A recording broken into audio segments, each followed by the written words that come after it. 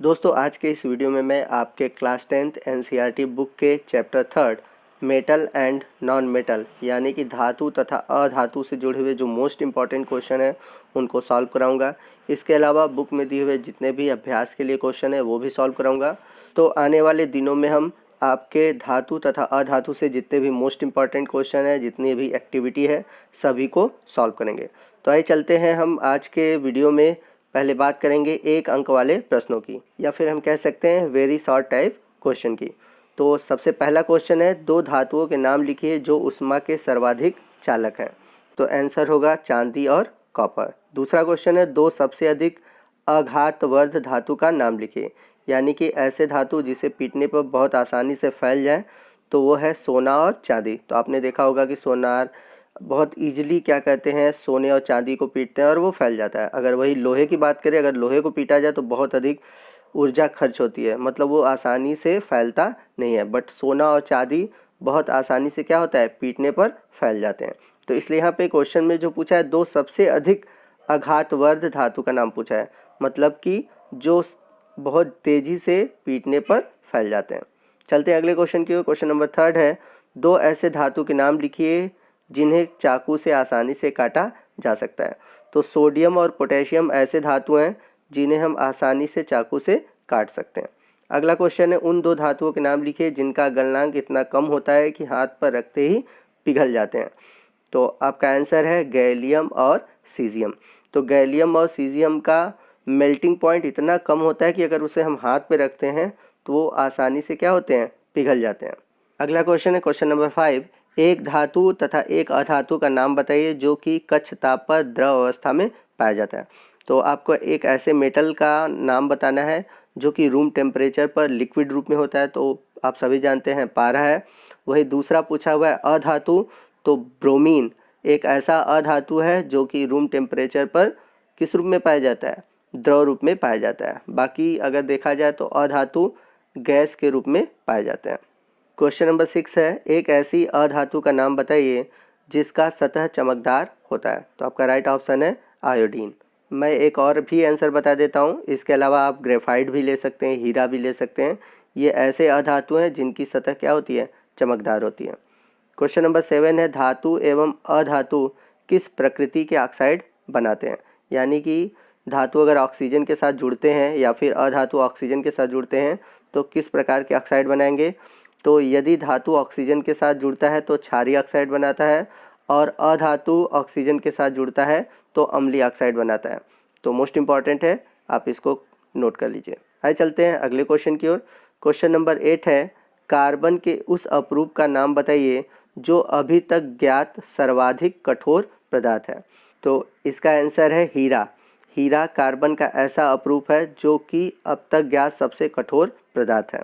आइए चलते हैं अगले क्वेश्चन की ओर। क्वेश्चन नंबर 9 है, उन दो धातुओं के नाम लिखिए जो पानी में रखने पर तैरने लगते हैं। मतलब कि ये ऐसे धातु हैं जो कि बहुत हल्के होते हैं और पानी पर रखा जाए तो क्या होते हैं, तैरने लगते हैं। तो आपका आंसर है कैल्शियम तथा मैग्नीशियम। चलते हैं अगले क्वेश्चन की ओर। क्वेश्चन नंबर 10 है, कौन सी दो धातुएं तनु नाइट्रिक अम्ल के साथ अभिक्रिया करने पर हाइड्रोजन गैस उत्पन्न करती हैं। तो आप लोगों ने वैद्युत रासायनिक श्रेणी पढ़ा है। तो वैद्युत रासायनिक श्रेणी में वे धातुएं जो हाइड्रोजन से ऊपर होती हैं वे क्या करती हैं, अम्ल से क्रिया करती है तो हाइड्रोजन गैस उत्पन्न होता है। तो अगर आपको वैद्युत रासायनिक श्रेणी याद होगा तो उसमें आप देख सकते हैं कि जो हाइड्रोजन के ऊपर होंगे तत्व, ठीक है, वो किसी भी अम्ल, जैसे यहाँ पर नाइट्रिक अम्ल है तो वो नाइट्रिक अम्ल से क्रिया करेंगे तो क्या उत्पन्न होगा, हाइड्रोजन गैस उत्पन्न होगा। तो चाहे तो आप एग्जाम्पल के रूप में ले सकते हैं मैग्नीशियम, मैग्नीज, लिथियम, पोटेशियम।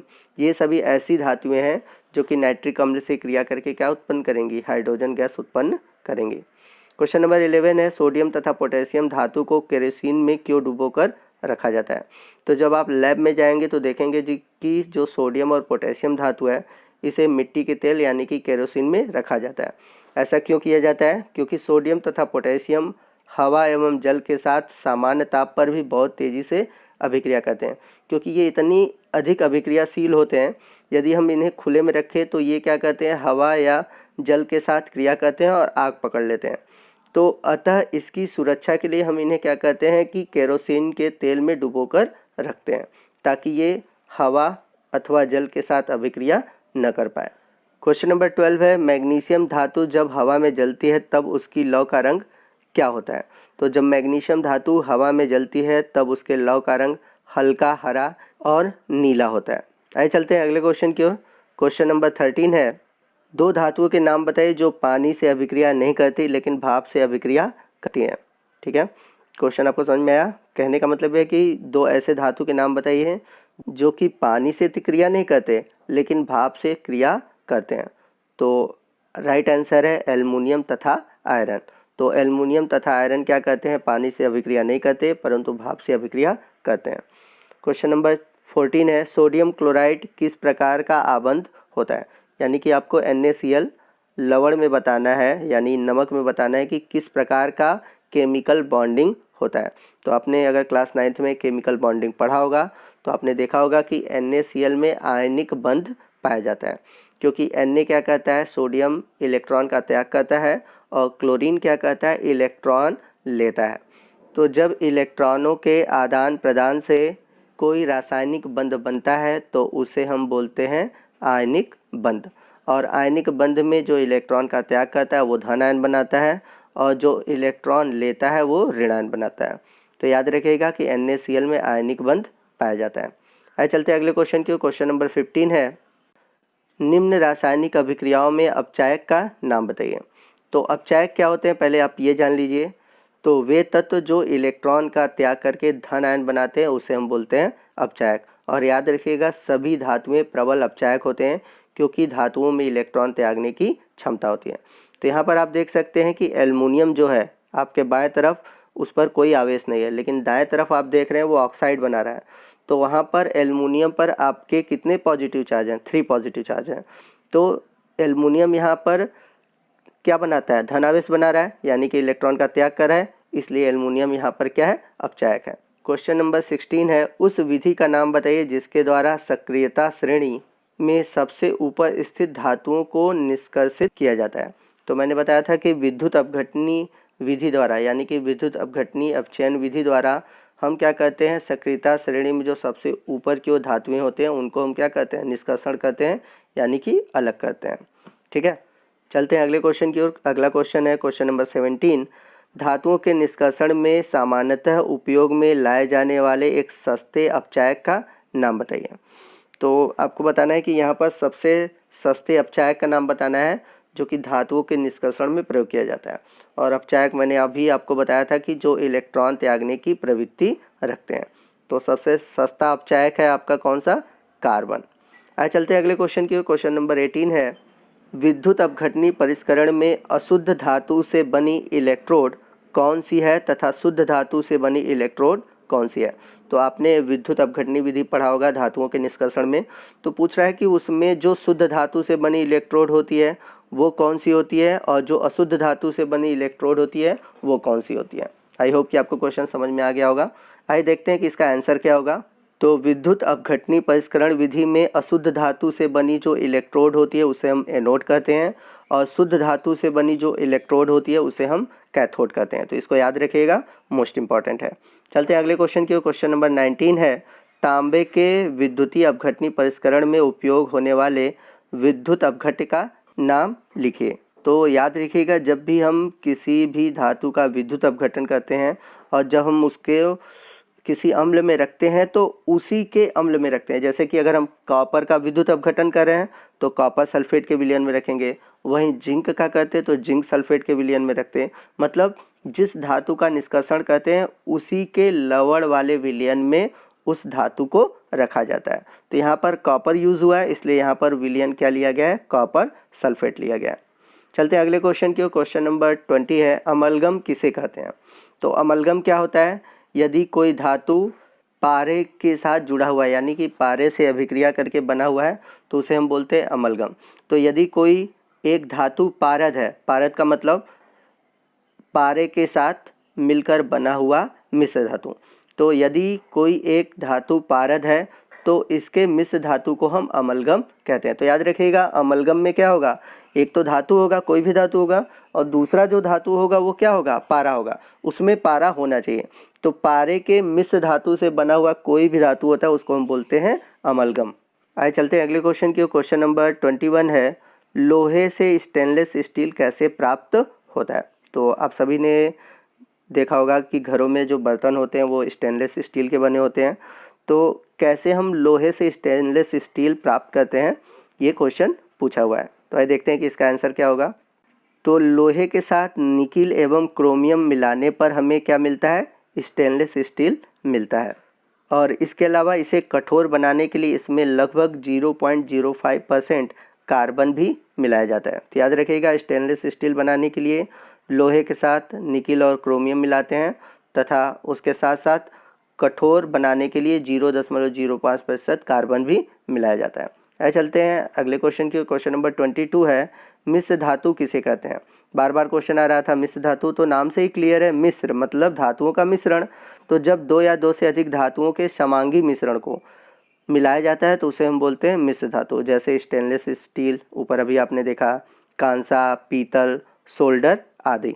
तो सोल्डर क्या होता है, जैसे आपने देखा होगा कि इलेक्ट्रॉनिक के जो सामान होते हैं उसको सोल्ड किया जाता है तो उसको हम बोलते हैं सोल्डर। तो आपको सिल्वर कलर का देखे होंगे आई थिंक। अगला क्वेश्चन है क्वेश्चन नंबर 23, तांबे और जस्ते से बने एक मिश्र धातु का नाम लिखिए।